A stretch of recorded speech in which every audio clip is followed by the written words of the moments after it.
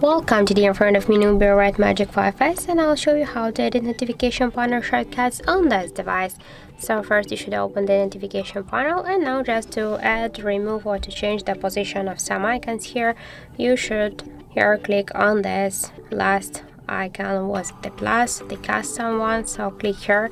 Now you can see all of the visible icons on notification panel, and this down section was invisible 3 icons.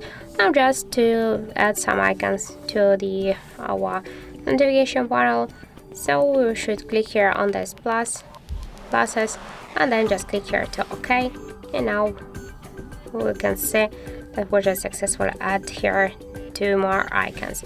To remove some icons from the top bar here, by the same way, click to the just minus icon, then just tap here to OK, and you'll see all of the changes.